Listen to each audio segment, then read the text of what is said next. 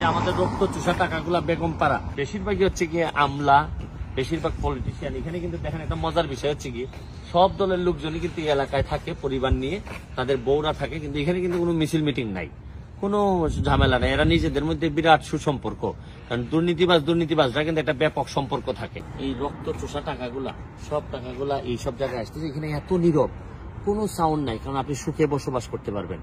কারণ এত লুটের টাকা আপনি কি করবেন, এরকম জায়গায় তো কিনবেন। আপনি দুই সাইডেই দেখেন, ঘরগুলা দেখেন। ভাগ্য ভালো হইলে কোনো বাংলাদেশের সাথে দেখা হয়ে যায় কিনা, যদিও হওয়ার কোনো কারণ নাই।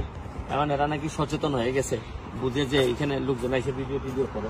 এদিকে পুরো রাস্তাটাই হচ্ছে গিয়ে, এই পুরো রাস্তাটাই এলাকাটা বিভিন্ন ফাঁকে ফুঁকে এক একটা বিল্ডিং এর দাম হচ্ছে গিয়ে প্রায় 2-2.5 মিলিয়ন করে, প্রায় 16, 18, 20 কোটি টাকা করে হচ্ছে গিয়ে।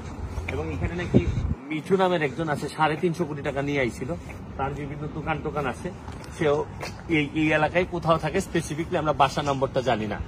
তো এরকম বেশিরভাগই হচ্ছে গিয়ে আমলা, বেশিরভাগ পলিটিশিয়ান। এখানে কিন্তু দেখেন একটা মজার বিষয় হচ্ছে গিয়ে সব দলের লোকজনই কিন্তু এই এলাকায় থাকে, পরিবার নিয়ে তাদের বউরা থাকে, কিন্তু এখানে কিন্তু কোনো মিছিল মিটিং নাই, কোনো ঝামেলা নাই। এরা নিজেদের মধ্যে বিরাট সুসম্পর্ক, কারণ দুর্নীতিবাজরা কিন্তু একটা ব্যাপক সম্পর্ক থাকে। এটা আমি আপনাদেরকে একটু দেখাইতে চাই।